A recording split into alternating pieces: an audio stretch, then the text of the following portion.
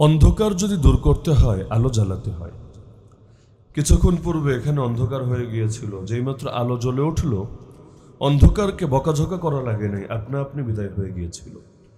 জমিনের মধ্যে যখন আলো জ্বলে যায়, হেদায়েতের আলো, ঈমানের আলো, তখন আর জাহেলিয়াতের অন্ধকার থাকে না, থাকতে পারে না। ওয়াকুল জা আল হক ওয়া যাহাকাল বাতিল ইন্নাল বাতিলা কানা যাহুকা। আল্লাহ বলেন, হে নবী বলে দেন, হক এসেছে এবং বাতিল দূর হয়েছে। নিশ্চয়ই বাতিল দূর হওয়ারই ছিল। আল্লাহ রাসূল সাল্লাল্লাহু আলাইহি ওয়াসাল্লাম অষ্টম হিজরিতে মক্কা বিজয়ের পর যখন মসজিদে হারামের ভেতরে ঢুকলেন, সবাই জানেন ওই সময় সে কাবায় মূর্তির সংখ্যাই ছিল 360টা, যার কিছুর পূজা হতো আর কিছু সৌন্দর্য বর্ধনের জন্য তারা রেখে দিয়েছিল, যেগুলোকে আপনারা ভাস্কর্য বলেন। এই দেশেও কত ভাস্কর্য আছে, এগুলোর পূজা কেউ করে না, কিন্তু এগুলো রেখে দিয়েছে সৌন্দর্যের নামে। তো আল্লাহ রসুল যখন গেলেন, আল্লাহর ঘরের ভেতর মূর্তি ও ভাস্কর্য দিয়ে ভরা। আল্লাহ রসুল সাল্লাল্লাহু আলাইহি ওয়াসাল্লাম তিনি তো হেদায়েতের নূর নিয়ে এসেছেন, হেদায়েতের আলো নিয়ে এসেছেন, অন্ধকার তিনি কিভাবে সহ্য করবেন? আল্লাহ রসুল সাল্লাল্লাহু আলাইহি ওয়াসাল্লাম তার হাতে একটা লাঠি ছিল, সেই লাঠিটা হাতে নিয়ে মূর্তিগুলোর সামনে দিয়ে হাঁটতে শুরু করলেন আর কোরআন মাজিদের এই আয়াত তেলাওয়াত করছিলেন, ওয়াকুল জা আল হক ওয়া যাহাকাল বাতিল ইন্নাল বাতিলা কানা যাহুকা। আর যখন যে মূর্তি সামনে আসছিল, এই লাঠিটা দিয়ে ইশারা করছিলেন। আল্লাহ রাসূলের এক একটা ইশারা করতে দেরি আর মূর্তি আর ভাস্কর্যগুলো মুখ থুবড়ে পড়তে দেরি না। অবশেষে আল্লাহ রসুল সাল্লাল্লাহু আলাইহি ওয়াসাল্লামের চক্করও শেষ হলো। ইতিমধ্যে মূর্তি আর ভাস্কর্য যা ছিল সব একটা একটা করে দূর হলো। আল্লাহ রসুল সাহাবীদেরকে বললেন, এগুলো নিয়ে যাও, নিয়ে নিক্ষেপ করো। আর কিছু ছিল দেয়ালের মধ্যেই এঁকেছিল, কিছু তো আলাদা, এগুলো নয় তো মুখ থুবড়ে পড়ে গেছে, নিয়ে ফেলে দিয়েছেন। দেয়ালের মধ্যেই যে ছবিগুলো অঙ্কন করে রেখেছে, এগুলোর কি হবে? আল্লাহ রসুল সাল্লাল্লাহু আলাইহি ওয়াসাল্লাম তাদেরকে বলে দিলেন, তোমরা এগুলো মোছার ব্যবস্থা করো, এর উপর দিয়ে প্রলেপ দিয়ে দাও, কারণ হক আর বাতিলের সহাবস্থান সম্ভব না। আলো আর অন্ধকার মিলেমিশে চলতে পারে না।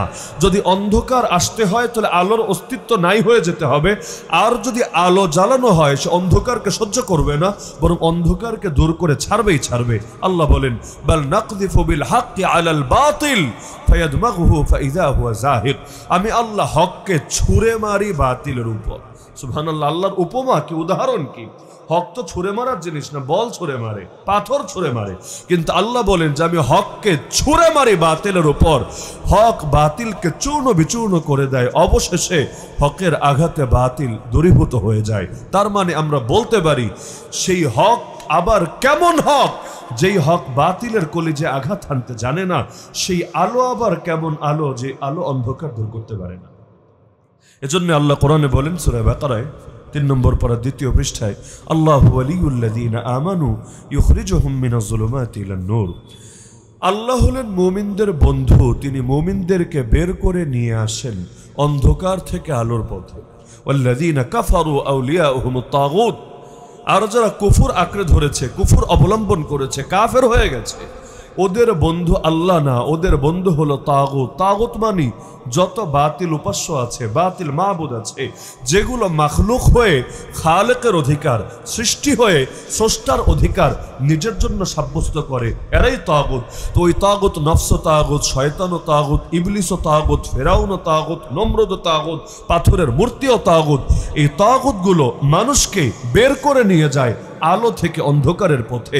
তার মানে কোরআন সামনে রাখলে বুঝে আসে, পথ হলো দুইটা, রাস্তা হলো দুইটা। আল্লাযীনা আমানু ইউকাতিলুনা ফি সাবিলিল্লাহ ওয়াল্লাযীনা কাফারু ইউকাতিলুনা ফি সাবিলিত তাগুত।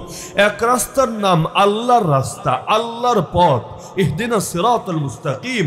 হে আল্লাহ, আমাদেরকে সরল পথে পরিচালিত করেন। তাহলে এক পথ হলো আল্লাহকে পাওয়ার পথ, আল্লাহর দেখানো পথ, আল্লাহর রাসূলের নির্দেশিত পথ।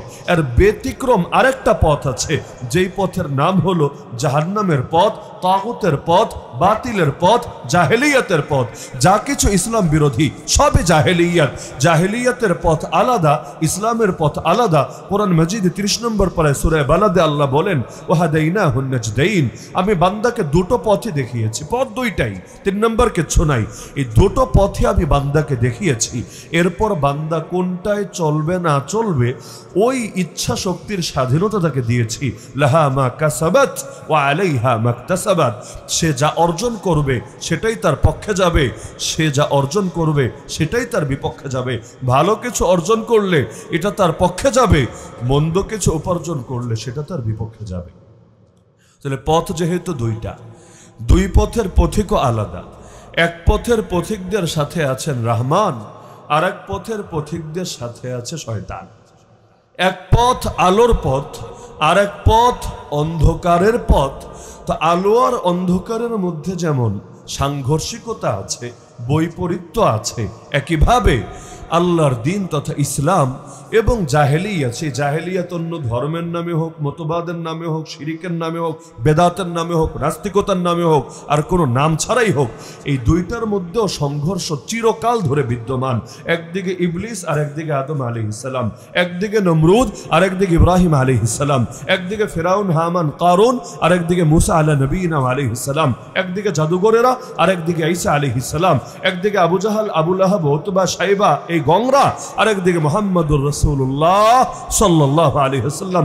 হর জামানায় সিস্টেমটা এভাবেই চলে আসছে। একদিকে হক এবং হক্কানীরা, আর একদিকে বাতিল আর বাতিলের ধ্বজাধারীরা। কেউ অপরকে সহ্য করতে পারে না, পারার কথাও না। আলো যেমন অন্ধকারকে দূর করে, অন্ধকারও চেষ্টা করবে নিজের অস্তিত্বের খাতিরে আলোকে নিভিয়ে দিতে।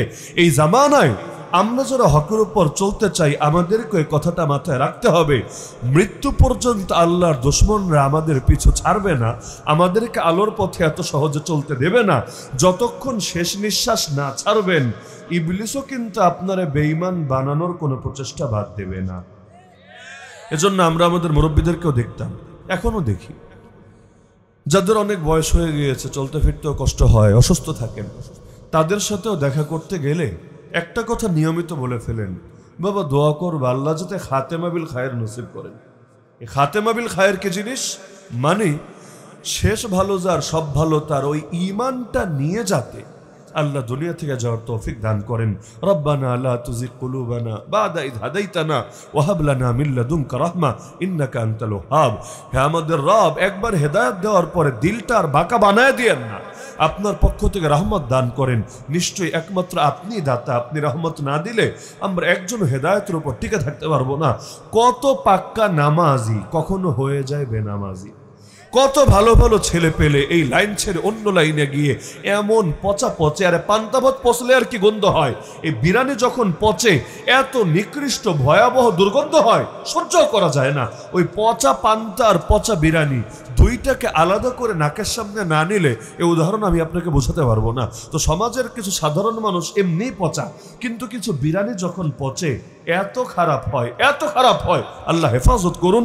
নিজে তো মরে মরে গোটা জাতিরে মেরে ছাড়ে। এজন্য আমাদের উস্তাদরা যখন মাদ্রাসায় আমরা নতুন ভর্তি হই, ওই সময় বলতেন, শোনো মাদ্রাসায় ভর্তি হয়েছ মানে বিরানির ড্যাগে উঠেছ। এখন আর তোমরা সাধারণ পান্তা ভাত নাই, আগে পচলে একা পচতা, এখন পচলে গোটা জাতিরে নিয়ে পচবা। জাল্লাতুল আলিমি জাল্লাতুল আলামি, আলেমের পদস্খলন গোটা জাতির পদস্খলন। সুতরাং খেয়াল রেখো, এখন যাতে আর না পচো, বরঞ্চ তোমরা এমন উত্তম কিছুতে পরিণত হতে পারো যারা গোটা জাতি এবং সমাজকে পরিবর্তন করে দেবে। তা আলো আর অন্ধকারের মধ্যে চিরকাল বৈপরীত্য থাকবেই থাকবে। এই যুগে দেখেন না, ইহুদি আর খ্রিস্টান দুই মেরুর দুই জাতি হওয়ার পরেও ইহুদি কই আর খ্রিস্টান কই? এই ইহুদিরা নবী ঈসার উপর ঈমানই আনে নেই। এমনকি খ্রিস্টানরা মনে করে নবী ঈসাকে হত্যাই করে ফেলেছে, একদম বাঁচিয়ে রাখে নাই, মেরেই ফেলেছে। যদি আমরা জানি নবী ঈসা আলাইহিস সালাম করা মারে নাই, মারতে পারে নাই, চেষ্টা করেছে, ঘর ঘেরাও করেছে, কিন্তু নবী ঈসা আলাইহিস সালামকে আল্লাহ রাব্বুল আলামিন আসমানে উঠিয়ে নিয়েছেন এবং কিয়ামতের আগে তিনি আবারও আসবেন। আর আল্লাহর কি কুদরত, যেই সময় আসবেন, এই তো সিরিয়ার দামেস্কে আসবেন, জামে মসজিদের নিকটে আসবেন, দুই ফেরেশতার কাঁধে ভর দিয়ে আসবেন, তার মাথা থেকে টপ টপ করে তখন পানি গড়িয়ে পড়তে থাকবে। ওই ঘামগুলো দেখলে মনে হবে যেন মুক্ত চমকাচ্ছে। অবশেষে এমন টাইমে আসবেন, ফজরের নামাজে ইকামত হয়েছে, ইমাম মাহদি আল্লাহর খলিফা মাহদি তিনি নামাজ শুরু করবেন। যখন দেখবেন বড় হুজুরই চলে এসেছেন, তিনি আস্তে করে পিছিয়ে আসবেন, হুজুর আপনি পড়ান, কারণ এত বড় হুজুর থাকতে আমি পড়াই কিভাবে? নবী ঈসা আলাইহিস সালাম বলবেন, না না, তুমি নামাজ পড়াবা, আমি নামাজ পড়বো তোমার পিছে। কেন জানো? তাকরিমাতাল্লাহি লিহাদিহিল উম্মাহ, আল্লাহর পক্ষ থেকে এই সম্মান এই মুহাম্মদ সাল্লাল্লাহু আলাইহি ওয়াসাল্লামের উম্মতকে দেওয়া হয়েছে। তা আমি মুহাম্মদ সাল্লাল্লাহু আলাইহি ওয়াসাল্লামের উম্মতের পেছনে নামাজ পড়ব এবং আমি এটাকে তোমাদের জন্য একটা সৌভাগ্যের বিষয়, মর্যাদার বিষয় মনে করব। তাহলে ভাবতে পারেন নবী হয়ে পর্যন্ত নামাজ পড়বেন উম্মতের একজনের পেছনে। তা আমরা এটাই বিশ্বাস করি, নবী ঈসা আলাইহিস সালাম আছেন এবং তিনি আসবেন। কিন্তু খ্রিস্টানরা মনে করে না, তাকে হত্যা করে ফেলা হয়েছে এবং তার ক্রুশে হত্যা হওয়ার মাধ্যমে ওদের পাপের প্রায়শ্চিত্ত হয়েছে। নাউযুবিল্লাহি মিন যালিক। ওরা মনে করে আদম আলাইহিস সালাম যে নিষিদ্ধ ফল খেয়েছেন, এজন্য প্রতিটা মানুষ আদি পাপে পাপী, আদি পিতার মতো আদি পাপে পাপী, জন্মগত পাপী সবাই। অবশেষে ঈসা আলাইহিস সালাম তিনি ক্রুশে, এবং তিনি এসেছেন ওদের বিশ্বাস হলো আল্লাহর পুত্র হয়ে। নাউযুবিল্লাহ, তিনি আল্লাহর পুত্র ছিলেন, ওয়ার্ড অফ গড, আল্লাহর কালাম গুণ মানুষের রূপ ধারণ করে দুনিয়াতে এসেছে। কেন? ওই আদি পাপের প্রায়শ্চিত্ত করতে। অবশেষে তিনি নিরীহ সাধারণ হয়েও, কোনো পাপী নিজে না হয়েও, ওই সকলের পক্ষ থেকে পাপের প্রায়শ্চিত্ত করতে জান দিয়ে দিয়েছেন। সুতরাং যারা তারে মানে, তার ধর্ম অনুসরণ করে, ওদের আদি পাপ নাই, আর বাকি সবাই আদি পাপে পাপী। আমরা মুসলমানরাও পাপী, আরো যারা আছে সবাই পাপী। আর যারা ওকে ঈসা আলাইহিস সালামকে নবী হিসেবে মানবে, তারা পাপী না, বরঞ্চ তারা সেই পাপ থেকে মুক্ত।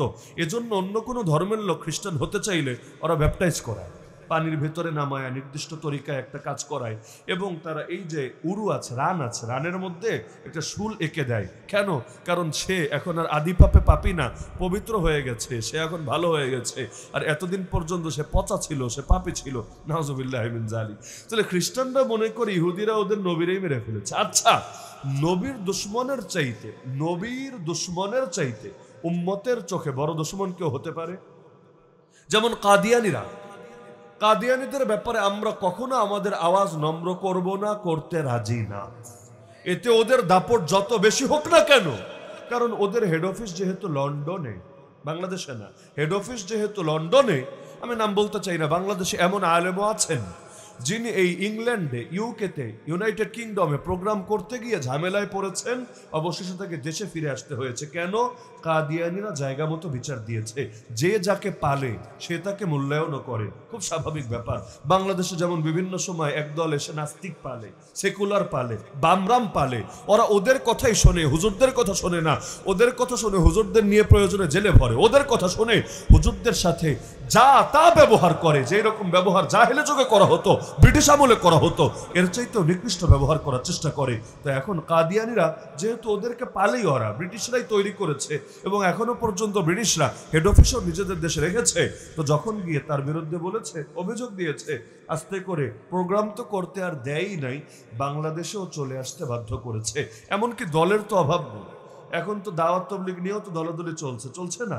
এটা নিয়ে বয়ান দেওয়ার কারণে আল্লামা অলিপুরি, নাম তো শোনেন নাই জীবনে নাকি, মুনাজির আজম আল্লামা নুরুল ইসলাম অলিপুরি হাফিজাহুল্লাহ, এবছর ইংল্যান্ডের সফর ছিল, যেতে পারেন নাই। কেন? কারণ ওই যে দলীয় বিষয়ে কিছু আলোচনা করার কারণে কিছু মানুষের কলিজায় লেগেছে, তারা গিয়ে জায়গা মতো বিচার পৌঁছে দিয়েছে, এটা জঙ্গি, এটা উগ্রবাদী, এটা সাম্প্রদায়িক উস্কানিদাতা, এই মোল্লার দেশে আসতে দিও না। পারেন নাই। হ্যাঁ, আমেরিকায় গিয়ে প্রোগ্রাম করতে পেরেছেন, ইংল্যান্ডে পারেন নাই। তো এই ইংল্যান্ডকে আমেরিকার চাইতে বড় কিছু হয়ে গেল যে আমেরিকায় যেতে পারবেন, ইংল্যান্ডে পারবেন না। কিন্তু ওই যে দলীয় স্বার্থে আঘাত, এটা স্বাভাবিক। একদল তার বিপরীত দলকে সহ্য করে না, করার কথা না। তাহলে খ্রিস্টানরা যেহেতু মনে করে ইহুদিরা ওদের দুশমন, ওদের নবীরে মেরে ফেলেছে, তাহলে ইহুদিদের সাথে ওদের বন্ধুত্ব থাকার কথা না দুশমনী থাকার কথা? তাহলে দুশমনী যদি থাকে, আজকের ইসরায়েলকে এই খ্রিস্টানরা, এই পশ্চিমারাই কেন পাবে? আপনি মানেন বা না মানেন, আমি এটা দাবি করছি দৃঢ়তার সাথে, আজকে যদি আমেরিকা এবং পশ্চিমা জোট বলে ইসরায়েলকে আমরা কোনো সাহায্য দেব না, আমরা কেউ ইসরায়েলের সাথে নেই, আজকে থেকে সব সাপোর্ট বন্ধ, সব শেল্টার বন্ধ, আমি বিশ্বাস করি আগামী 1 মাসও লাগবে না, আমাদের প্রথম কেবলা মসজিদে আকসা স্বাধীন হবেই হবে ইনশাআল্লাহ। ওই ইসরায়েলের ইহুদিরা গুটি কয়েক ইহুদি মিলে আর সারা দুনিয়া লাগবে না, ওই হামাসের মর্দে মুজাহিদিনের সাথে কুলে উঠতে পারবে না। কিন্তু এই পশ্চিমাদের সাপোর্টের কারণে, ওদের শেল্টারের কারণে এই ইস্যুটা সমাধান হচ্ছে না। না হলে এটা ভাববেন না যে কেউ গিয়ে ফিলিস্তিনের জিহাদে শরিক হওয়ার আগ্রহ রাখে না, কেউ এখানে নিজেকে জড়াতে চায় না। কিন্তু ঝামেলা হলো, লড়াইটা দেখতে মনে হচ্ছে খালি ইসরায়েলের সাথে, আসলে শুধু ইসরায়েলের সাথে না, বরং ওর পেছনে আসল লোকেরা রয়েছে। ও সামনে শুধু একটা মুখ, পেছনে আরো বহু মুখ রয়েছে। তো এই যে ইহুদি আর খ্রিস্টান মিলেমিশে একাকার হলো, কিভাবে হলো? আল্লাহ রাসূল আর ১৫০০ বছর আগে বলেছেন, তোমাদেরকে মারার জন্য এভাবেই দুনিয়ার সব জাতিগোষ্ঠী একদল আরেক দলকে ডেকে ডেকে এক হয়ে যাবে, তবুও যে কোনো মূল্যে তোমাদের অস্তিত্ব নির্মূল করতে চাইবে। ইউশিকুল উমামু আন তাদা আলাইকুম কামা তাদা আল আকালাতু ইলা কাসআতিহা। নবীজি জানিয়েছেন, ওদের মধ্যে যত দলাদলি থাকুক না কেন, আল কুফরু মিল্লাতুন ওয়াহিদা, ইসলামের বিপক্ষে ওরা এক দল, এক জাতি, এক আদর্শ হয়ে থাকবে। আমরা তো আজও পারি না জায়গা মতো এক হতে, আজও পারি না। এই যে বাংলাদেশে হুজুর মানুষেরা, ইসলামপন্থীরা নির্বাচন করে, সাধারণ লোকের কাছে যখন ভোটের কথাও বলে, সাধারণ মানুষ কি কি যে মন্তব্য করে, এগুলো শুনলে অনেকে কচু গাছের সঙ্গে দড়ি দেওয়ার অবস্থা হতো। কেন? কমন মন্তব্য হইল, এই হুজুরদেরই যে কয়টা দল তাই তো মাথায় ধরে না। এক এলাকায় দেখা যাবে এ বলবে এই মার্কায়, এ বলবে ওই মার্কায়, এ বলবে ওই মার্কায়, বলবে সবই তো হুজুর। তাহলে সবই যদি মার্কা আলাদা হয়, তাহলে কোনোটাই দিয়ে কাজ হবে না, পুরাই বেকার যাবে। আমার ভোটটা বেকার, আমার পরিবারের ভোটটা বেকার, ১০০ জনেরটা বেকার, ১০০০ জনেরটা বেকার। হুজুরের জামানতি তো থাকবে না। আস্থা কিন্তু কঠিন জিনিস।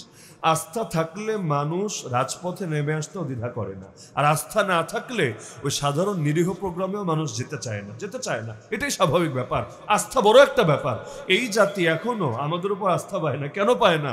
কারণ তারা চিন্তা করে, তাহসাবুহুম জামিআন ওয়া কুলুবুহুম শাত্তা, আরে এদের যে কত দল, কত ধারা, এরাই তো এক না, এরাই তো মেলে না, তাহলে এদেরকে দিয়ে কিচ্ছু হবে না। অথচ এখনো পর্যন্ত আমি এই দেশের মানুষকে যতটা চিনি, সারা দেশ যেহেতু ঘুরি, যতটা চিনি, তাদের সামনের দুই অপশন দেওয়া হয়, দুইটা, যে একদিকে আছে স্পষ্ট ইসলাম, আর আরেক দিকে আছে সেকুলারিজম, নিরপেক্ষতা, ধর্মনিরপেক্ষতা, ধর্মহীনতা, আরো যা কিছু আছে। অপশন সিরেফ দুইটা। ইসলামের পক্ষে যারা সবাই এক, ইসলামের বিপক্ষে যারা ওরা এক। তুমি এখন কার পক্ষে থাকতে চাও স্পষ্ট বলো।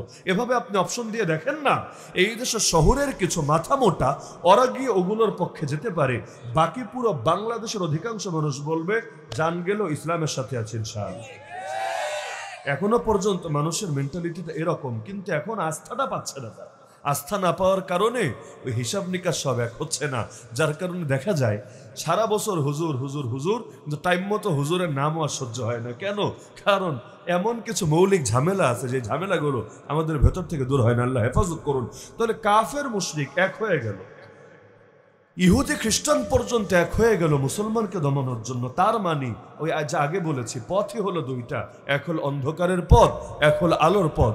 এই দুই পথ কশ্চিনকালেও এক হবে না। আপনি চিন্তা করেন, কিছু লোক দুনিয়াতে নারী অধিকারের কথা বলে না, এমনকি গ্রামে গঞ্জে গিয়ে পর্যন্ত মা বোনদের মাথা খারাপ করার চেষ্টা করে না। এখন তো ফেতনা এত ব্যাপক হওয়া হয়েছে, কিন্তু শহর বলে কথা না, এই গ্রামে গঞ্জে পর্যন্ত এই ফেতনাগুলো ঢুকায় দেওয়া হচ্ছে। বিশেষ করে এই আধুনিক শিক্ষা ব্যবস্থা, এই সেকুলার শিক্ষা ব্যবস্থা এমন এমন মানুষ তৈরি করছে যারা দেখতে শুনতে বাংলাদেশী, কিন্তু আদর্শে, দৃষ্টিভঙ্গিতে তারা একটাও বাংলাদেশি না। তারা সবাই মার্কিনী, না হলে ব্রিটিশ, না হলে পশ্চিমাদের দালাল।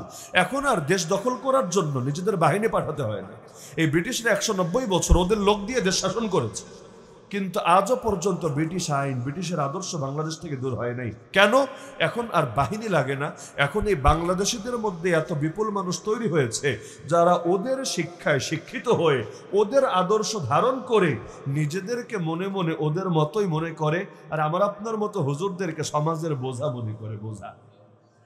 এই যে মাদ্রাসা, এই মাদ্রাসাগুলো দেখলেই, এবং আমরাও তো রাস্তাঘাটে চলি, মাঝে মাঝে দেখা যায় যে শুধুমাত্র পোশাকটা যেহেতু এরকম, কিছু লোক, এলিট শ্রেণীর লোক, এরা তাকাই এমন ভাবে, ওদের তাকানো থেকেই বুঝে আসে যে না, আগুন বের হচ্ছে, আগুন পারলে যেন চিবিয়ে খেয়ে ফেলবে। এমনকি আমার মতো মাদ্রাসায় পুরো হুজুর হওয়া লাগবে না, আপনারা যে সাধারণ মানুষ আছেন, দাড়ি রাখেন, মাথায় টুপি পরেন, সুন্নতি জামা গায়ে দেন, এরপর ওদের সামনে যান, ওদের কোনো প্রোগ্রামে যান, অনুষ্ঠানে যান, বা এয়ারপোর্টে চলতে ফিরতে যেগুলোতে কমন দেখা হয় এগুলোতেই যান, দেখবেন এমন ভাবে তাকিয়েছে যেন আপনি এই পোশাক পরিধান করে রাজাকার হয়ে গেছেন, জঙ্গি হয়ে গেছেন, এই হয়ে গেছেন, সেই হয়ে গেছেন। আপনার পোশাক ওর জন্য চুলকানির কারণ হবে। আপনি চিন্তা করেন, যারা নারী অধিকারের কথা বলে, একদিকে নারীর পোশাক খোলার স্বাধীনতার কথা ঠিকই বলে, কিন্তু নারী অধিকার মানে তো ওরা বলতে চায় যা মনে চায় তা পরবে, যা মনে চায় তা করবে। তাহলে নারীর পোশাক খোলার স্বাধীনতা যদি তুমি বলে থাকো, নারী নিজেকে আবৃত করে রাখবে, এটার পক্ষেও তো তোমার বলা উচিত ছিল। যুক্তির দাবি তো এটাই যে কাপড় ছোট হবে, তুমি এটার পক্ষে দালালি করবা। কেন? ওটা নাকি নারীর ব্যক্তিগত স্বাধীনতা। ভালো কথা, তাহলে কাপড় বাড়বে, এটাকেও তো স্বাধীনতা মনে করা দরকার, এটার পক্ষেও সাফাই গাওয়া দরকার। কারণ তুমি তো নির্দিষ্ট কোনো এজেন্ডার দালাল না, তুমি দাবি করছো তুমি নারীদের দালাল, মানে নারীরা যা মনে চায় করবে, তুমি সবগুলোরই পক্ষে থাকবা। নারী পোশাক খুললে তালিয়া বাজাও, আর নারী পোশাক পরলে তখন কলিজায় দাউ দাউ করে আগুন জ্বলতে থাকে। এই রহস্য তো আমার আজও বুঝে আসে।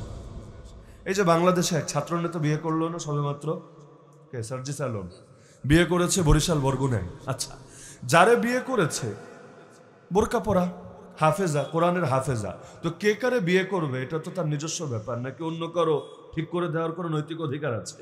তো এতটুকু বোঝা যায় যে না, তারা এখন বাংলাদেশে একটা খুব কঠিন পরিস্থিতি থাকার পরও তাদের দিলের মধ্যে ইসলামের প্রতি মহব্বত আছে, অবশ্যই আছে। না হলে কত মানুষ কত সার্কেল নিয়ে ওঠা বসা করে এবং এলিট শ্রেণীর মানুষদের সাথে ওঠা বসা, এরপরও হাফেজে কোরআনকে বিয়ে করেছে এবং তার বউরে প্রদর্শন করে বেড়ায় নেই। এখন তো বাসর করার আগেই বউ সবাই দেখে ফেলায়, এবং ওই কমিউনিটি সেন্টারে আলাদা একটা সোফাই থাকে, এখানে মহিলারা গিয়ে বসবে, পাত্রীরা বসবে, আর বরের বন্ধু বান্ধব আরও যারা আছে সবাই এসে ছবি তুলবে, ভিডিও করবে, আড্ডা দিবে, মন্তব্য করবে কেমন মানিয়েছে, কতটুকু মানানো উচিত ছিল, কতটুকু মানিয়েছে, ইত্যাদি ইত্যাদি ইত্যাদি। তো এখন দেখা গেল বোরকা পরা নারী বিয়ে করেছে, তো এটা নিয়ে খুশি হওয়াই তো দরকার ছিল। খুশি না হলো বেজার হওয়ার তো কোনো কারণ ছিল না। কিন্তু বিয়ে হলো বাংলাদেশে, কলিজা জ্বলতে শুরু করলো ময়মনসিংহের কন্যা তসলিমা নাসরিনের ইন্ডিয়ায় বসে, মানে দেশের ওপারে। এই বেটির কলিজা জ্বলা কি আছে? একটা মহিলা যদি সে সাধারণ পোশাক পরতো তাহলে কিন্তু ঠিকই বাহবা দিত, বলতো দেখ দেখ নারী তার স্বাধীনতা ভোগ করছে। এখন বোরকা পরেছে, হিজাব পরেছে, তাহলে এটার পক্ষেও তার বলা উচিত ছিল না? মানে যুক্তির দাবি তো এটাই বলে, তাই না? কিন্তু এটার পক্ষে না বলে বিপক্ষে বলছে যে এই যে এক জঙ্গি আর এক জঙ্গিরে বিয়ে করছে, এক অন্ধ ধর্মান্ধ আরেক ধর্মান্ধরে বিয়ে করছে, এখান থেকে বুঝে আসছে এগুলো জঙ্গি। বাংলাদেশ এখন মৌলবাদী রাষ্ট্র হয়ে যাচ্ছে, জঙ্গিবাদী রাষ্ট্র হয়ে যাচ্ছে। তাহলে এখান থেকে কি বুঝে আসে না আসলে ওরা না নারীদের কল্যাণ চায়, না সমাজের কল্যাণ চায়, না জাতির কল্যাণ চায়, না সমাজে আলো আনতে চায়। বাস্তবে ওরা কাফের মুশরিকদের এক একটা এজেন্ডা বাস্তবায়ন করতে চায়। তো মূল বিষয় এটা, হার জামানার চিত্র এটা। ইসলামে যখন পর্দার বিধান নাজিল হলো, সবচাইতে বেশি কষ্ট পেয়েছিল ইহুদিরা, সবচাইতে বেশি। আল্লাহ রাসূল সাল্লাল্লাহু আলাইহি ওয়াসাল্লামের এক নারী সাহাবী ইহুদিদের বাজারে গেলেন, স্বর্ণের দোকানে গেলেন জরুরতে। তিনি যখন কেনাকাটার জন্য গেলেন, স্বর্ণের দোকানদার তাকে প্রস্তাব দিল তার চেহারাটা দেখাতে, বিশাল ছাড় দিল। চেহারা দেখানোর সঙ্গে ছাড়ের সম্পর্ক, আজীব ব্যবসা, চামড়া ব্যবসা। তো এখন তাকে প্রস্তাব দিচ্ছে যে না, তুমি তোমার চেহারা দেখাও, এই দেওয়া হবে, সেই দেওয়া হবে, এই সুবিধা সেই সুবিধা। এতদিন পর্যন্ত তো দেখতো, যেহেতু পর্দার বিধান নাজিল হয়নি, হঠাৎ করে দিলে বড় জ্বালা, এখন তো আর দেখতে পারবে না। এই কষ্ট কই রাখবে, এই কষ্ট কিভাবে ভেতরে চেপে রাখবে? এখন সে ডাইরেক্ট অফার দিয়ে বসলো যে তুমি নিজের পর্দাকে উন্মোচিত করো। সেই নারী বলল প্রশ্নই আসে না। বুদ্ধি আসলো, সে তার এক বন্ধুকে ইশারা দিল পেছন থেকে। সে এসে ওই নারীর কাপড়ের নিচের অংশ আর মাথা বাঁধা ছিল যেটা দিয়ে, ওটাকে নিচেরটার উপরেরটার সাথে গিট্টু দিয়ে বেঁধে দিল। তাহলে কি হবে? যখন উঠে দাঁড়াবে স্বাভাবিক উপর থেকে টান লাগবে, নিচ থেকে কাপড়টা উঠে আসবে। তো নারী তো বসা, তিনি তো খেয়াল করতে পারেন না যে পেছনে কি হচ্ছে, যেহেতু ঢিলেঢালা পোশাক।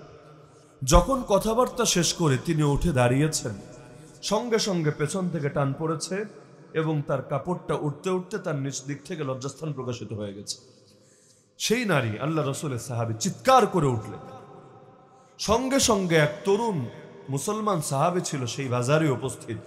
যখন শুনলেন একজন মুসলিম নারীকে লাঞ্ছিত করা হচ্ছে, তার সম্ভ্রমহানি করা হচ্ছে এবং সে এটার জন্য চিৎকার করতে শুরু করেছে, সঙ্গে সঙ্গে সেই সাহাবী এসে তলোয়ারটা, তরবারিটা কোষ মুক্ত করে আর কোনো দিকে না তাকি এক কোপ মেরে ওই ইহুদি দোকানদারের মাথায় দিলেন, দেহ থেকে আলাদা করে। এই সমাজ হলে কি করত?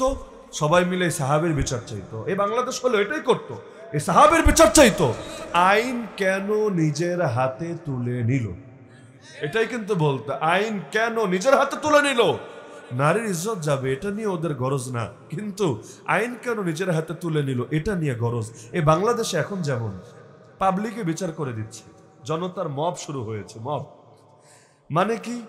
মানুষ যখন দেখে যে মামলা দিয়েও কাজ হয় না, আন্দোলন করেও কাজ হয় না, ওখানে গিয়ে মামা বাড়ির আবদারগুলো পূরণ হয়, খুব আরামেই থাকে, দুদিন পর আবার জামিনে বেরো হয়ে আসে, আবার অনেকে নিরাপত্তায় থেকে এরপর কেমনে কেমনে যেন ইন্ডিয়া চলে যায়, বিদেশ চলে যায়।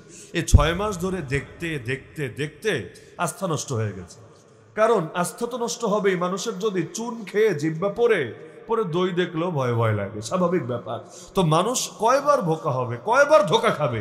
অবশেষে এখন দেখেন বাংলাদেশে কি শুরু হয়েছে, এখন আর কষ্ট করে পুলিশের কাছেও নেয় না, অনেক সময় মামলাও দেয় না, অপরাধীরে পাইলে নিজেরাই ধইরা বানায় দেয়। বাঙালির 1000 বছরের একটা সংস্কৃতি আছে, এটার নাম গণধোলাই।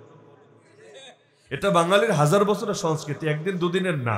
এবং এইটার এমন এক শক্তি বা মানে অনেক ক্ষেত্রে, যেমন আল্লাহ নবীরে গালি দিলে অনেক ক্ষেত্রে বিচার হয় না। এই বাংলাদেশ দেখেছে নবীর শানে বেয়াদবি করার পর বিচার হয় নাই, এমন নজির এই দেশে আছে। এগুলোর ক্ষেত্রেও পাবলিক যখন সবাই মিলে গণধোলাই দেয়, কারে ধরবে, কারে মারবে, কারে কি করবে, তো দেখা যায় আইনের লোকেরাই যদি আইন রক্ষা না করে এবং বিচারাঙ্গনে যদি বিচার না মেলে, জনতা কিন্তু নিজের বিচার করার দায়িত্ব নিজের কাঁধেই নেয় তুলে। তো সেই সাহাবী উনি যদি ইহুদিদের কাছে গিয়ে এখন কান্নাকাটি করেন, ওদের সর্দারদেরকে বোঝান, স্বাভাবিক ব্যাপার যে এখানে তিনি কোনো বিচার পাবেন না, অতীতেও এ জাতীয় ক্ষেত্রে কোনো বিচার পান নাই ইহুদিদের থেকে, ন্যূনতম কোঅপারেশন সহযোগিতা পান নাই, কিন্তু এদিকে নারীর বেইজ্জতি হচ্ছে, তিনি কি চুপচাপ বসে থাকবেন? প্রশ্নই আসে না। জানের চাইতেও ইজ্জত বেশি দামি, জানের চাইতেও ইজ্জত বেশি দামি। এমনকি জান রক্ষার্থে, মাল রক্ষার্থে, ইজ্জত রক্ষার্থে কেউ যদি মারা যায়, হাদিসে তাকে শহীদ বলা হয়েছে। মান কুতিলা দুনা দামিহি ফাহুয়া শাহিদ ওয়া মান কুতিলা দুনা মালিহি ফাহুয়া শাহিদ। তাহলে এই যে নারীর ইজ্জত রক্ষার্থে তিনি কি করলেন, এক কোপ মেরে আর মাথায় দিলেন দেহ থেকে আলাদা করে, এবার বাকিরা সবাই মিলে তারাই মেরে ফেললেন। আল্লাহ রসুলের কানে যখন আওয়াজ আসলো, নবী এটা বলেন নাই ঠিক আছে কাটাকাটি হয়ে গেছে, জানের বদলে জান, কাটাকাটি হয়েছে না। আল্লাহ রসুল বললেন এই সাহাবীকে হত্যা করা যেহেতু জায়েজ ছিল না ওদের জন্য, তাও মেরেছে, তাহলে এবার বিচার করতে হবে প্রাণের বদলে প্রাণ। আর ইসলামের বিচার হলো একজন লোকের যদি 1000 জনে মিলেও মারে, যেই কয়জন মিলে মারবে প্রত্যেককে মৃত্যুদণ্ড দেওয়া হবে। একজন মারল না 10 জন মারল বিষয় না, যেই কয়জন খুনে শরীক থাকবে সবাইকে বিচার করতে হবে। এমনকি যারা তাকে সাপোর্ট করবে ওই সাপোর্টারদের জন্য আলাদা ধরনের সাজা বরাদ্দ থাকবে। এই যেমন বাংলাদেশে বিভিন্ন বাহিনী বিভিন্ন অপকর্ম করেছে, এখন তাদেরকে শুদ্ধ করার জন্য ইউনিফর্ম পাল্টানোর উদ্যোগ নেওয়া হচ্ছে, যে কালার জায়গায় ধলা দাও, ধলার জায়গায় পিঙ্ক কালার দাও, পিঙ্ক কালারের জায়গায় হলুদ হিমু বানায় দাও, এই করে দাও সেই করে দাও, অদ্ভুত ব্যাপার। অথচ এগুলোর ক্ষেত্রে ইসলামের করণীয় হলো যাদের ব্যাপারে অপরাধ প্রমাণিত এদেরকে বিচারের আওতায় আনতে হবেই হবে। সে আইনের পোশাক পরেছে তাতে কি, ইসলামের দৃষ্টিতে সবাই সমান। রাজাও যদি খুন করে, রাজা দেশের বাদশাও যদি অন্যায়ভাবে খুন করে, বাদশার থেকেও বিচার আদায় করতে হবে। ইসলামে এই ক্ষেত্রে এই সমতায় বিশ্বাস করে। এমনকি কেউ যদি এটা না মানে, ইসলাম তারে মুসলমানই মনে করতে রাজি নেই, এমনকি সে যদি এ কারণে ইসলাম ত্যাগ করার ঘোষণা দেয় কোনো পরোয়া করা হয় না। ওমর রাদিয়াল্লাহু আনহু জামানে এক সর্দার তওয়াফ করছিল কাবা শরীফ, সে যেহেতু সর্দার আর এলিট লোকেরা সাধারণ মানুষদের সাথে উঠতে বসতে পারে না, এটা সবাই জানেন এবং বোঝেন। সে যখন তওয়াফ করছিল আর এক গরিব সাহাবীও তওয়াফ করছিল, হঠাৎ করে সেই গরিব সাহাবীর পা পড়ে গেল তার চাদরের উপর, কারণ তওয়াফ করে ঢিলাঢালা পোশাক পরে, সেলাইহীন কাপড় পরে, যখন পা পড়ে গেল তখন টান লেগে জামা কিছুটা খুলে আসলো। এতে সে উত্তেজিত হয়ে এক চর মেরে দিল, খুব জোরে এক চর মারল, এমন জোরে চর মারলো বেচারা দাঁতই শেষ। বিচার চলে আসলো আমিরুল মুমিনিন ওমর রাদিয়াল্লাহু আনহুর কাছে। তিনি বললেন সমাধান তো একটাই, সে যা করেছে তার সঙ্গেও তা করা হবে, কিসাস। সে তোমার যতটুকু ক্ষতি করেছে এবার তারও অতটুকু ক্ষতি করা হবে। সর্দারকে ডাকা হলো। সর্দার বললে এই এক 2 পয়সার ফকিন্নির পুতের জন্য আমার গায়ে হাত তোলা হবে, আমাকে চর মারা হবে, আঘাত করা হবে, এটা আবার কেমন দিন, কেমন ইসলাম? ওমর রাদিয়াল্লাহু আনহু বলেন হ্যাঁ এটাই সাম্যের ধর্ম, এটাই ইসলাম, এটাই সমতার কথা। সুতরাং তুমি সর্দার হয়েছ আর সে গরিব হয়েছে, তাতে কি? গরিব ধনীর ভেদাভেদ নাই, বরঞ্চ এক্ষেত্রে সমতাই করতে হবে। নবীজি বলেন নাই মুহাম্মাদের কন্যা ফাতেমা যদি চুরি করে কোনো ছাড়াছাড়ি নাই, আমি নিজে তার হাত কেটে দেব। লাউ আন্না ফাতিমাতা বিনতে মুহাম্মাদিন সারাকাত লাকাতাতু ইয়াদাহা। বাংলাদেশে তো বিচার পেতে চাইলে আগে দেখা হয় দলের লোক না অন্য দলের লোক। দলের লোক হলে 7 খুনও মাফ, আর অন্য দলের লোক হলে কোনো অপরাধ না করলেও এমন কিছু করবে বেচারার জিন্দেগি পুরো বরবাদ করে ছাড়বে। তো এই যে তারতম্যগুলো করা হয়, তো ওমর রাদিয়াল্লাহু আনহু যখন তাকে বললেন না সমতাই এক্ষেত্রে প্রযোজ্য হবে, সেই লোক এতটা চিন্তিত হয়ে পড়লো, সে বলল আচ্ছা আমাকে একটু সময় দেন, কিছুক্ষণ সময় দেন, আমি বিষয়টা নিয়ে একটু ভাবি। এই কথা বলে সুযোগ ওমর রাদিয়াল্লাহু আনহু থেকে সরলো, এক ফাঁকে পালিয়ে তার দেশে চলে গেল, চিঠি লিখে পাঠালো, আমি আর তোমার ধর্মই মানি না, যেই ধর্ম সর্দারকে এবং বিশেষ ব্যক্তিকে সম্মান দিতে জানে না, ওই ধর্ম আমার লাগবে না। ওমর রাদিয়াল্লাহু আনহু এতে মোটেও কষ্ট পেলেন না। কেন? যে ও ধর্ম ত্যাগ করেছে, তাতে কি এই রকম মুনাফিকগুলো বের হয় দরকার? কারণ এগুলো ইসলামের নাম ব্যবহার করে নিজেদের ধান্দা পূরণ করবে। কারণ ইসলাম মানে তো আত্মসমর্পণ করা, যে আল্লাহর সামনে নিজেকে সপতে পারে না, নিজেরা মুসলমান কিভাবে দাবি করে। এই বাংলাদেশে কত সেকুলারও নিজেরা মুসলমান বলে, অথচ সে আল্লাহর একত্বে বিশ্বাস করতে পারে না। সে মানে মসজিদের রব একজন, কোর্টের রব আর একজন, মাদ্রাসার রব একজন, পার্লামেন্টের রব আর একজন, ইবাদত বন্দেগীর রব একজন, কিন্তু তার বিচার আচার, তার সংবিধানের রব আরেকজন। একদিকে মুখে বলে লা ইলাহা ইল্লাল্লাহ, কিন্তু আরেকদিকে যদি তাকে বলা হয় যেহেতু মেনে নিয়েছো আল্লাহ একমাত্র খোদা, একমাত্র মাহবুদ, একমাত্র রব, সুতরাং নামাজে যেমন আল্লাহর বিধান মানো, রোজায় যেমন আল্লাহর বিধান মানো, রাষ্ট্র পরিচালনায়, অর্থনীতি পরিচালনায়, প্রতিটা সেক্টরেও একইভাবে আল্লাহর বিধান মানো। কারণ তুমি তো আল্লাহকে রব মেনেছো, এমন না একাধিকজনকে রব মেনেছো। কিন্তু এখানে আসলে দেখবেন ওদের রব হয়ে যায় আলাদা। ব্যক্তিগত আমলের রব একজন, কিন্তু রাজনীতির রব আর একজন। আল্লাহ হেফাজত করুন। এই দুই নৌকায় পা দেওয়া লোকেরাও নিজেদেরকে মুসলমান বলে, অথচ এই মাঝামাঝি তবকার লোকেরা কাফেরদের চাইতে অনেক সময় যায় নিকৃষ্ট হয়ে। কেন? কাফের তো কাফের, কিন্তু এরা তো ভেতরে কুফরি কিন্তু বাইরে ইসলামের ব্যানার, ভেতরে কুফরি বাইরে ইসলামের ব্যানার, যেটাকে সহজ ভাষায় মুনাফিক বলে। আর মুনাফিকের সাজা কাফেরের সাজা এক না, কারণ কাফের পাপ একটা, সে কুফরি করেছে। মুনাফিকের পাপ দুইটা, একদিকে কুফরি করেছে আর একদিকে এর উপর ইসলামের লেভেল লাগিয়েছে। এজন্য দ্বিগুণ সাজা তার, ধোঁকাবাজির সাজা প্লাস কুফরির সাজা। এজন্য আল্লাহ বলেন জাহান্নামে সবচাইতে নিচু স্তরে যাবে মুনাফিকরা, ইন্নাল মুনাফিকিনা ফি দারকিল আসফালি মিনান নার। তাহলে ইসলাম সমতা শিক্ষা দেয়। আল্লাহ রাসূল তিনি এখন বিচার করতে যাচ্ছেন, সবগুলোরে তিনি সাইজ করবেন, সবগুলারে।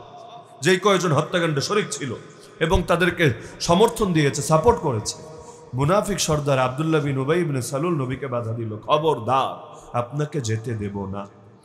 এদিকে নারীর বেইজ্জতি হয়েছে, এতে তার কষ্ট না।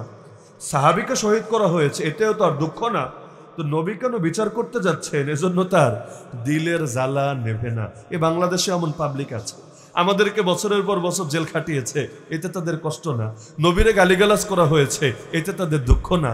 বিগত দিনে কোন আকামটা হয় নাই, এগুলো নিয়ে তাদের মনো জ্বালা না। এখন কেন লোকে তাদের বিচারের কথা বলে? এজন্য দিলের আগুন আর নেভে না। আবার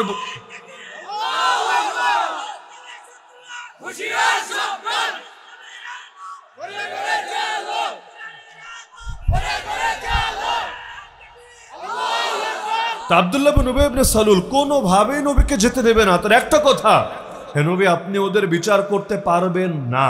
কেন পারবো না? কারণ ওরা আমার দোস্ত, আমার মিত্র, আমি ওদের সাথে চুক্তিতে আবদ্ধ। আমার বিপদে ওরা পাশে থাকবে, ওদের বিপদে আমি পাশে থাকবো। সুতরাং আপনি গিয়ে ওদেরকে শাস্তি দেবেন, আমি তো এটা মেনে নিতে পারি।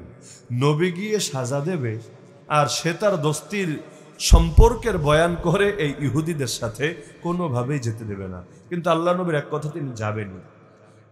বারবার যখন বাধা দিচ্ছে, ওমর রাদিয়াল্লাহু আনহু বললেন, ইয়া রাসূলুল্লাহ আমারে ছাড়েন, এই মুনাফিকের কল্লা উড়ায় দিই। ওমর রাদিয়াল্লাহু আনহু কল্লা উড়ানোর জন্য অল টাইম রেডি। দানি আদরিব উনুকা হাদাল মুনাফিক। ওমর রাদিয়াল্লাহু আনহু রাগী মানুষ ছিলেন, ইসলাম গ্রহণের আগেও রাগী, ইসলাম গ্রহণের পরেও রাগী। আশাদ্দুহুম ফি আমরিল্লাহি ওমর। অভ্যাস পরিবর্তন হয় না।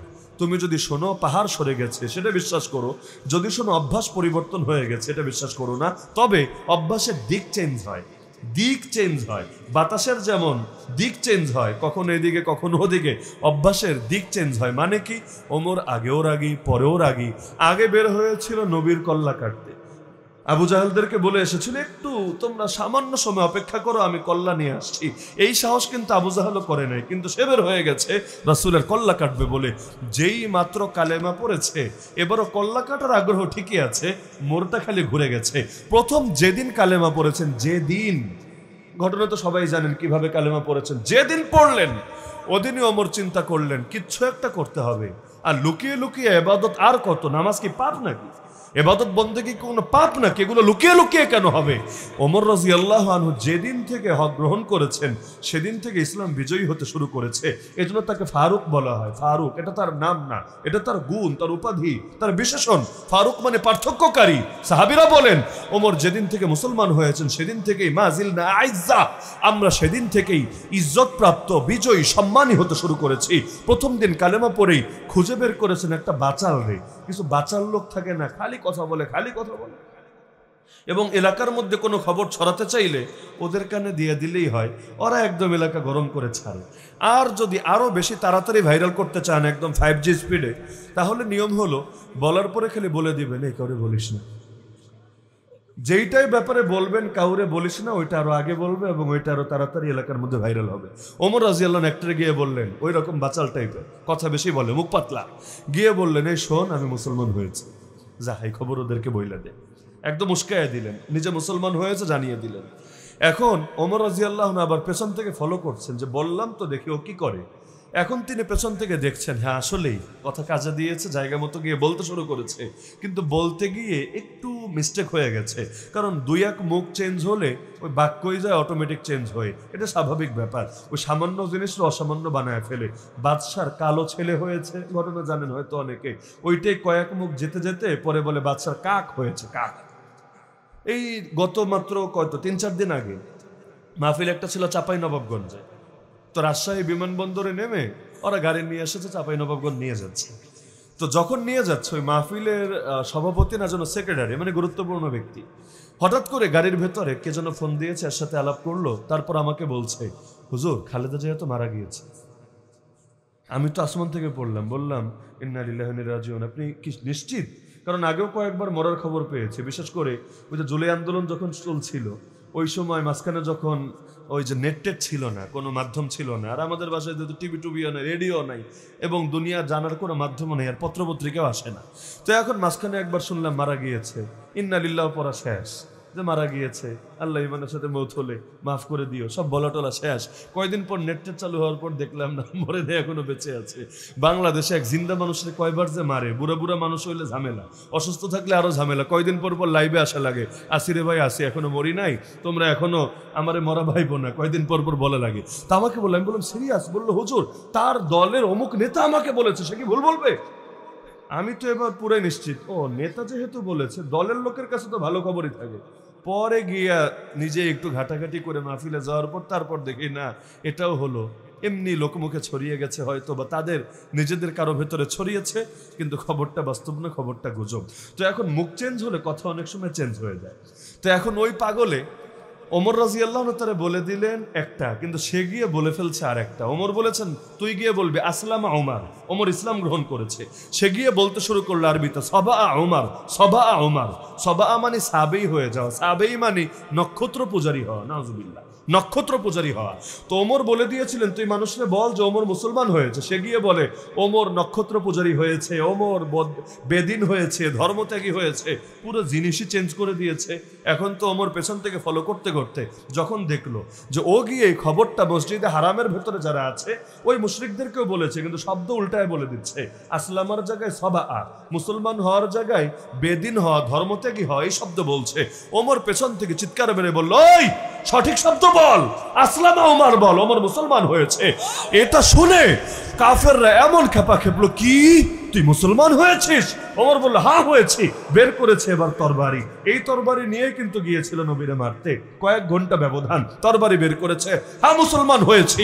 আরে কেউ যদি নিজের স্ত্রীকে বিধবা বানাতে চাস চলে আয় সামনে, নিজের সন্তানকে এতিম বানাতে চাস চলে আয় সামনে, নিজের মায়ের কোল খালি করতে চাস চলে আয় সামনে, ওমরের তরবারি তোর সাথে বোঝাপড়া করবে।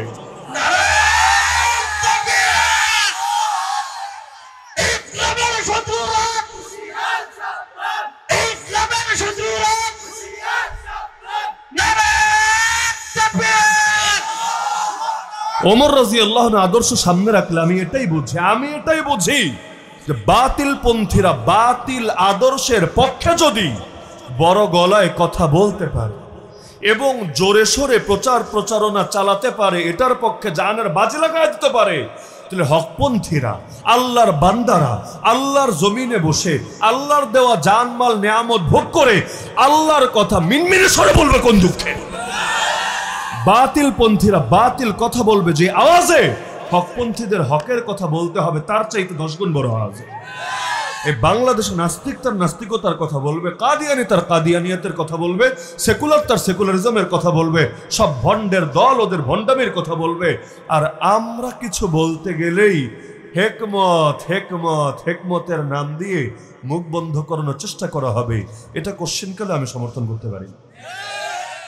কতজনে কতভাবে যে আমার মতো মানুষকেই বুঝিয়েছিল, আরে বয়স কম, জীবনটা পুরো পড়ে আছে, বাচ্চা কাচ্চা ছোট, এগুলো বড় হওয়া লাগবে। এখনই যদি এভাবে কথা বলতে থাকেন, গুম হলে, আয়না ঘরে গেলে, ক্রস ফায়ারে দিলে, ওপারে নিয়ে গেলে, অথবা বাকি জীবন জেলে ফেলে রাখলে, তাহলে কি হবে? তাহলে সবই তো শেষ, আমও যাবে, সালাও যাবে। এই টাইপের কতজন যে কতভাবে বোঝানোর চেষ্টা করেছে। আলহামদুলিল্লাহ সুম্মা আলহামদুলিল্লাহ, যারা আগে বুঝিয়েছে এখন আর তারা বুঝাতে আসে না, কারণ দেশ পরিবর্তন হয়েছে। দেশ পরিবর্তন হলে সুরও পরিবর্তন হয়। বাংলাদেশে তো এখন সবাই বিপ্লবী হয়ে গেছে মাশাআল্লাহ, সবাই বিপ্লবী। এবং 6 মাস আগের পোস্টগুলো অনলি মি করে রেখেছে, ডিলিট করে নাই।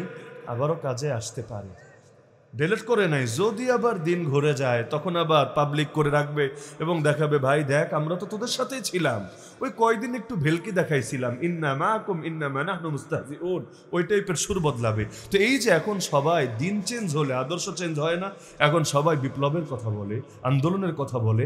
আগামীকাল আপনি ইসলাম কায়েম করেন এই জমিনে, আমি গ্যারান্টি দিয়ে বলছি সবাই ইসলামের কথা বলবে। ইমামরা বলে গিয়েছেন, সাইফু ইউইনু আলা ফাহমিল হক, তলোয়ার মানে বিজয়, হক বুঝতে সাহায্য করে। এই নবী 13 বছর মক্কার অলিতে গলিতে ঘরে ঘরে গিয়ে গিয়ে দাওয়াত দিয়েছে। কয়জন কালেমা পড়েছে? 1000ও না। 13 বছরের দাওয়াতে 1000ও না। কিন্তু এই নবী যখন বিজয়ী হয়ে মক্কায় প্রবেশ করেছেন, এবার দাওয়াতও লাগছে না, সবাই সামনে এসে বসেছে কাবার সামনে। আল্লাহ নবী বলেন, আচ্ছা তোমরা আমার থেকে কেমন আচরণ আশা করো বলো দেখি। পাম মারতে শুরু করলো, আখুন কারীম ওয়াবনু আখিন কারীম, কত ভালো একটা সম্মানিত মহানুভব ভাই তুমি, তোমার বাপ জানো কত ভালো ছিল, কত ভালো মানুষের বেটা তুমি। বাহ, এখন ভালো হয়ে গেছে, এতকাল ভালো মনে পড়ে নাই, এখন মধু ঝরে পড়ছে, কত ভালো। এবং তোমার বাপ জানো কত ভালো, বাকিটা আর বলে না। মানে আমরা তো ভালোই আশা করি তোমার থেকে। আল্লাহ রাসূল বলেন, ঠিক আছে যাও। নবী ইউসুফ তার ভাইদেরকে যা বলেছিল আমিও তোমাদেরকে তাই বলে দিলাম। লা তাসরিবা আলাইকুমুল ইয়াউম আনতুমুত তুলাকা, তোমাদের কারো উপর আমার কোনো অভিযোগ নাই, সবাই তোমরা মুক্ত, সবাই স্বাধীন। তবে এই ঘটনা শুনে আবার লাফায়েন না, হুজুর তাহলে আমাদেরও ক্ষমা করার সময় চলে এসেছে। কি যে এক ঝামেলা, এক কথা বললে পাবলিক অর্থ আরেকটা বের করে। কেন? আল্লাহ রাসূল ক্ষমাটা কিন্তু আর 8 বছর আগেও করতে পারতেন না। ক্ষমা এতদিন জমা রাখার কি দরকার ছিল? মক্কা ছেড়ে যখন যাচ্ছিলেন ওই সময় তো ক্ষমার ঘোষণা দিয়ে যেতে পারতেন, নাকি পারতেন না? অথবা ওই সময় টাইম না পেলেও মদিনায় গিয়ে একটা প্রেস ব্রিফিং, ওই যুগে তো আর প্রেস ট্রেস নাই, আমি বোঝার স্বার্থে বলছি, একটা প্রেস রিলিজ করে দিলেই তো হতো, একটা ঘোষণা দিয়ে দিলেই তো হতো, যা তোরা মনে কষ্ট রাখিস না, আমিও কষ্ট রাখলাম না, যা হয়েছে হয়েছে, বাকি আমাদের সুসম্পর্ক চলবে। প্রতিবেশী কি আর পাল্টানো যায়? প্রতিবেশী যেহেতু তোরাই থাকবে, সুতরাং থাক না, সুসম্পর্ক থাক, আমরা সবাই মিলে একটা সুন্দর আলোকিত নতুন মদিনা গড়ে তুলি। এই টাইপের একটা কথা বলতে পারতেন নাকি পারতেন না? বলেননি। এই 8 বছর পরে সে ক্ষমার ঘোষণা কেন দিলেন? মাথায় রাখবেন, বিজয়ী ব্যক্তির ক্ষমা ঘোষণা আর পরাজিত ব্যক্তির ক্ষমা ঘোষণায় আসমান জমিন পার্থক্য আছে। পরাজিত ব্যক্তি ক্ষমার ঘোষণা দিলে এটার দ্বারা দাওয়াতি ফায়দা হয় না, এটাকে লোকে দুর্বলতা হিসাবে বোঝে। আর বিজয়ী ব্যক্তি যে চাইলে মুহূর্তে কল্লা ফালায় দিতে পারে, ওই রকম লোক যখন ওই রকম হালতে, সিচুয়েশনটাকে দেখেন, নবীর সামনে হাঁটু গিরে বসে আছে, সবাই অপরাধী, কারণ জানে ওরা কি আকাম কুকাম করেছে, জানে। এবং এই নবীকেও যুদ্ধ করেই তো জয় করতে হয়েছে, যদিও ময়দানে লড়াইটা লাগে নাই, আগেই ভয় পেয়ে সারেন্ডার করেছে, তো যুদ্ধের পরিস্থিতি জোর তৈরি করেছে। আল্লাহ নবী বিশাল বাহিনী নিয়ে তো মক্কায় আসতে হয়েছে, এমনকি আল্লাহ তাআলা সাধারণভাবে তো হারাম শরীফের এরিয়ার মধ্যে লড়াই করার অনুমতি নাই, আল্লাহ সাময়িক অনুমতিও দিয়ে দিয়েছে। এত কিছুর পর যেহেতু তারা সারেন্ডার করেছে, যুদ্ধের পর যুদ্ধ করে যদি কোনো দেশ আপনি জয় করেন এবং তারা সারেন্ডারও করে, তাহলে তারা কিন্তু আপনার ইচ্ছাধীন, আপনি চাইলে জেলেও দিতে পারেন, চাইলে আপনি খালাসও দিতে পারেন, চাইলে কিছু টাকা পয়সা নিয়েও বন্দি বিনিময় বহু কিছুই করা যেতে পারে। অপরাধী মোড়ে সামনে বসে আছে। নবী তখন যখন ক্ষমার ঘোষণা দিলেন, দলে দলে দলে দলে লোক কালেমা পড়ে মুসলমান হয়েছে। কারণ তারা এটাকে উদারতা হিসাবে নিয়েছে। আজকে যারা বাংলাদেশে বসে ক্ষমার ঘোষণা দেন, আপনার হাতে কি ক্ষমতা আছে? আপনার নিজেরই তো পায়ের তলায় মাটি নাই, আপনি আরেকজনকে ক্ষমা করেন কিভাবে? মানে আপনি এটাকে নবীর আদর্শের সাথে মিলাচ্ছেন কিভাবে? কোথায় আব্বাস আর কোথায় গাবগাছ? মানে কোনো কিছুর সাথে কোনো কিছু তুলনা দিলে এটা তো মিল থাকতে হবে। কিয়াস করতে চাইলে দুইটার মধ্যে মিল থাকা লাগে। যদি মিল না থাকে কিয়াস হয় কিভাবে? আল্লাহ নবী বিজয়ী হওয়ার পর পুরো বাংলাদেশে আপনি ইসলাম কায়েম করে ফেলেন এবং আপনি বাংলাদেশের আমিরুল মুমিনিন হয়ে যান। এরপর আপনি ক্ষমার ঘোষণা দেন, ইনশাআল্লাহ দেখবেন ওই সেকুলাররাও দলে দলে দলে দলে দিনের সৈনিকে পরিণত হতে শুরু করেছে। কিন্তু আগেই সব কইরা রাখবেন, এটাকে উদারতা হিসাবে ওরা দেখবে না, ওরা দুর্বলতা হিসাবে, তেল মালিশ হিসাবে দেখবে এবং দিন শেষে আপনার পক্ষে সাফাই গাইবে না, আপনারে ডুবানোর জন্য গোপন ষড়যন্ত্র শুরু করবে। কাফেরদেরকে যারা বন্ধু ভাবে আর এজেন্সির ফাঁদে যারা পড়ে, আর যাই হোক না হোক, আল্লাহ নবী যেভাবে বরকত পেয়েছেন ওই বরকত জিন্দগিতেও পায় না। কারণ বরকতের সম্পর্ক নবীওয়ালা তরিকার সাথে, নবীর আদর্শ বিরোধী তরিকার কখনোই বরকত পাওয়া যায় না। তো আল্লাহ রসুল সাল্লাল্লাহু আলাইহি সাল্লাম তিনি যাবেন, কিন্তু মুনাফিক সর্দার যেতে দেবে না। ওদিকে সাহাবি মরল, কষ্ট নাই, নারীর ইজ্জত গেল, কষ্ট নাই, কিন্তু এদিকে নবী ইহুদি বিরোধী অ্যাকশনে কেন যাবেন? বড় কষ্ট। মুসলমান মরে, কষ্ট নাই, আমরা জেলে যাই, কষ্ট নাই, আর ওদের গায়ে একটা টোকা লাগলো, হায় রে কি কষ্ট। ওদেরকে লোকে একটা গালি দিলেও কত কষ্ট। এক ফেসবুকে কমেন্টের কারণেও 7 বছর জেল খেটেছে এমন নজির বাংলাদেশে আছে। খালি এক লোকের নিয়ে একটা মন্তব্য করেছে আর বাস বছরের পর বছর। আর আমাদেরকে এই ফাজিল কিছু পুলিশ ধৈর্য নিয়ে আছে জঙ্গি বইলা চালায় দিছে। আমরা জঙ্গি নাকি জঙ্গি না এটা নির্ধারণ করার দায়িত্ব পুলিশ বা সাংবাদিকরা কোন বাপের বেটায় দিয়েছে। যদি অপরাধী নির্ধারণ পুলিশই করতে পারে, সাংবাদিকই করতে পারে, কোর্টের দরকার কি? আমারে বলেন, বাংলাদেশে যতগুলো কোর্ট আছে, আদালত আছে, আদালতের কাজ কি? কে অপরাধী আর কে অপরাধী না এটা নির্ধারণ করবে আদালত, পুলিশও না এবং কোন সাংবাদিকও না। পুলিশের দায়িত্ব হলো কাউকে ধরে নিয়ে গেল 24 ঘন্টার মধ্যে ম্যাজিস্ট্রেটের সামনে আনতে হবে, নাহলে এটা গুম, না হলে এটা অপরাধ এবং এমন অপরাধ মানবতা বিরোধী অপরাধ। তো নিয়ম হলো 24 ঘন্টার মধ্যে ম্যাজিস্ট্রেটের সামনে নিয়ে হাজির করবে। ম্যাজিস্ট্রেট যদি বলে ছেড়ে দাও, ছেড়ে দিবে, যদি রিমান্ড দেয় রিমান্ডে নেবে, যদি জেল দেয় জেলে পাঠাবে, এটাই নিয়ম।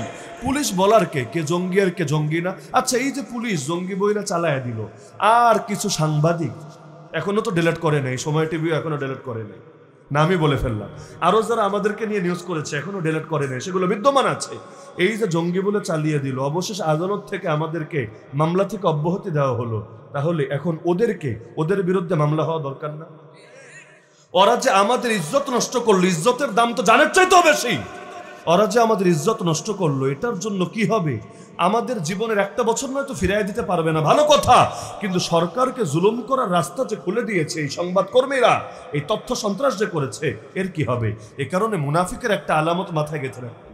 এটা শেখ আব্দুল আজিজ তারেফি হাফিজাহুল্লাহ বলেছেন যে মুনাফিকদের একটা আলামত হলো ইসলামের উপর যখন আঘাত আসবে তখন এদেরকে আপনি উত্তেজিত দেখবেন না, কিন্তু যখনই ওদের কারো কোনো কিচ্ছু হবে, অথবা কাফেরদের কোনো স্বার্থ ক্ষুণ্ণ হবে, অথবা মুসলমানরা কোনো ভুল করবে, কোনো মুসলমান কোনো ভুল করেছে বা কোনো ইসলামী দল কোনো ভুল করেছে, ওই সময় দেখবেন তেলে বেগুনে জ্বলে উঠেছে। অথচ ইসলামের উপর আঘাত আসলে ওদের মুখ থেকে একটা বাক্য বের হয় না, বুঝবেন এগুলো মুনাফিক ছাড়া ভিন্ন কিছু না। তা আব্দুল্লাহ বিন উবাই ইবনে সালুল কোনোভাবেই যেতে দেবে না। অবশেষে সিদ্ধান্ত হলো এভাবে, নবী বলেন ঠিক আছে, এখন যেহেতু ঝামেলা অন্যদিকে গড়াচ্ছে, তাহলে থাক, আব্দুল্লাহ ইবনে উবাইরও মারার দরকার নেই, ওমর তুমি ঠান্ডা হও, আর ওদেরকেও আমি, ইহুদিদেরকেও আমি মৃত্যুদণ্ড দিচ্ছি না, ওদেরকে মদিনার বাইরে নির্বাসনে পাঠিয়ে দিচ্ছি, ওরা একটাও মদিনায় থাকতে পারবে না, এই রাষ্ট্রে থাকার ওরা মোটে উপযুক্ত না। তাহলে বলছিলাম পথ কয়টা? দুইটা, একটা আলোর পথ, একটা অন্ধকারের পথ। আলোর পথে যারা থাকবে এরা অন্ধকারের সাথে আপোষ করতে পারে না, আর অন্ধকারের পথের পথিক যারা, যতই বুঝান ওরা কশ্চিন কালেও আলোকে সহ্য করে নেবে না। এজন্য দেখবেন অমুসলিমরাও দাওয়াত দিলে, যে বোঝে না আর কি, ওরে দাওয়াত দিলে বুঝে একসময় মুসলমানও হয়ে যায়, কিন্তু যেগুলো ঘাড়তেরা বেদাতি টাইপের লোক, বুঝাতে বুঝাতে বুঝাতে মাথার ঘাম পায়ে ফেলে এমনকি নিজের জীবনের বড় অংশ শেষ করে সব শেষ করবেন, তারপর আপনারা বলবে বিচার যাই করেন তাল গাছ কিন্তু আমার। এগুলো হয় নাকি হয় না? এখন ধরেন মমতাজ বেগম যদি ৮৬টা পড়ে, এই দাবি করে সংসদে দাঁড়িয়ে ৮৬টা পড়েছে, ৮৬টা মানে কি বুখারী, মুসলিম, আবু দাউদ, তিরমিজি, নাসাঈ, ইবনে মাজাহ, যদিও পাগলিটা মিশকাত শরীফের নামও বলে ফেলেছিল, মিশকাত না ৮৬টা। তো যাই হোক, এখন সে কি গানের মাসালা জানে না, পর্দার মাসালা জানে না, এগুলো কি তার অজানা? সবই তো জানা। এখন ওরে কি বুঝাবেন আপনি বলেন? মানে আপনি নতুন করে কি বুঝাবেন? যেটা বুঝাবেন এর চাইতে ভালো তার বুঝাচ্ছে, এটা নতুন করে কি বুঝাবেন আপনি? মুরগি চোরারা কি বুঝাবেন আমারে বলেন? এখন তো জেলে মনে হয়, বুঝানোর সুযোগই নাই। যে সময় বাইরে ছিল, আরে আপনি কি বুঝাবেন? ইসলাম নিয়ে আপনি কয়টা বই পড়েছেন? এর চাইতে বেশি ওর পড়া আছে। এই তসলিমা নাসরিনরে কি বুঝাবেন আপনি? মানে বুঝাবেনটা কি? আপনি যে অ্যাঙ্গেলে কথা বলবেন এগুলো ওদের জানা আছে। রিমান্ডে যে অফিসাররা আমাদের প্রশ্ন করতো, ওই আমরা জবাব শেষ করার আগেই দেখতাম অন্য কথায় চলে যাচ্ছে। মানে আমরা কি বলতে পারি এটা আর জানা আছে। এত পরিমাণ ঘাটাঘাটি করে হুজুরদের নিয়ে, আর এত পরিমাণ লোকের প্রশ্নোত্তর করেছে, অত ভাঙ্গা চুইরে বলা লাগে না। ক বললে কলিকাতা হারবাল বইজা নেয়, এই টাইপের একটা অবস্থায় পরিণত হয়েছে। তো যে বোঝে না তারে বোঝানো যায়, যে ঘুমিয়ে আছে তাকে জাগানো যায়, যে ঘুমের ভান ধরে পড়ে আছে তারে জাগানোর কি উপায়? এজন্য আলোর পথে চলতে হবে, আর অন্ধকারের ধ্বজাধারীদের বিরুদ্ধে জান দিয়ে, মাল দিয়ে, জবান দিয়ে, যার যা আছে তা দিয়ে রুখে দাঁড়াতে হবেই হবে। তবে ইনশাআল্লাহ একসময় না একসময় পরিবর্তন আসবে। এখনো পর্যন্ত বাংলার জমিনে যে পরিবর্তন, আলহামদুলিল্লাহ সুম্মা আলহামদুলিল্লাহ, এ ওলামায়ে কেরামের আপোষহীনতারই ফল। সেটা রাজনৈতিক লাইনে হোক, সাংস্কৃতিক লাইনে হোক, তারা এই অন্ধকারের সাথে আপোষ করেন নাই বলেই, এবং অন্ধকারের বিরুদ্ধে পাওয়ার ব্যয় করতে না পারলে অন্তত জবান, অন্তত কলম, এগুলো ব্যবহারের কারণেই আজও পর্যন্ত আলহামদুলিল্লাহ আমরা হককে হক হিসেবে চিনতে পারছি এবং দিনের উপর চলতে পারছি। এজন্য এই মাদ্রাসাগুলো, এই মসজিদগুলো, এই মার্কাজগুলো, এই খানকাগুলো, দিনের সংগঠনগুলো, সবগুলো রবের এক একটা নেয়ামত। স্পেনে 800 বছর ইসলামের শাসন ছিল, এখন গেলে মনেই হবে না একদিনের জন্য ইসলামের শাসন ছিল, মনে হবে চিরকাল কাফের মুশরিকদেরই রাষ্ট্র ছিল। বুখারা, সমরকান্দ, ইমাম বুখারীর দেশ, ইমাম তিরমিজির দেশ, ওই দেশগুলোতে কত দীর্ঘকাল ইসলামের শাসন ছিল এবং কত বড় বড় আলেম পয়দা হয়েছিল। এখন তাদের হালত দেখলে কান্না আসে, কান্না, বিশ্বাস হতে চায় না এখানে এক সময় এমন দিন অতিবাহিত হয়েছিল। এমন বহু উদাহরণ দেওয়া সম্ভব। অথচ 190 বছর ব্রিটিশরা আমাদের শাসন করেছে, আলহামদুলিল্লাহ। এখনো পর্যন্ত দেখলে মনে হয়, এই কয়দিন আগেও মনে হয় এই রাষ্ট্রটা ইসলামের রাষ্ট্র ছিল। এখনো যেই পরিমাণ দিনদারি আছে, এখনো যেই পরিমাণ সুন্নাহর আমল আছে, আপনার কি মনে হয় এগুলো এমনি এমনি? না, আমি মনে করি এগুলো ওলামায়ে কেরামের বরকত, দ্বীনি মাদ্রাসাগুলো, দ্বীনি প্রতিষ্ঠানগুলো, দ্বীনি হালাকাগুলোর বরকত।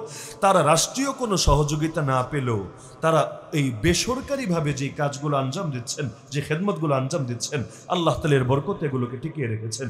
সুতরাং আমার আখেরি বার্তা এটা, আমরা দিনকে শক্তিশালী করা দরকার এবং জিরো থেকে নিয়ে, তৃণমূল থেকে নিয়ে একদম পুরা টপ জায়গা পর্যন্ত সব জায়গায় দ্বীনের ক্ষেত্রে আমাদের সর্বোচ্চ কোরবানি দেওয়া দরকার। এই মাদ্রাসাগুলো আরো শক্তিশালী করা দরকার নাকি দরকার না? 34 বছর হয়ে গেছে শুনেছি এই মাদ্রাসার, হুজুর তো আছেন, হুজুর তো প্রতিষ্ঠাতে এই মাদ্রাসার, তো 34 বছর হয়ে গেছে। 34 বছর এই মাদ্রাসাটা আমি মনে করি দাওরে হাদিস পর্যন্ত যাওয়া দরকার ছিল। সময়টা অনেকের বয়সে এখানে 34 হয়নি, তাদের জন্মের আগের মাদ্রাসা, তাহলে সেই হিসাবে দরকার ছিল না। এবং এর পরে তৈরি হয়ে অনেক মাদ্রাসা কিন্তু এর চাইতে উপরে চলে গেছে। তাহলে এখান থেকে কি আমার দিলে একটা কষ্ট লাগে, সেটা হলো আমাদের সহযোগিতা একটু ঘাটতি আছে।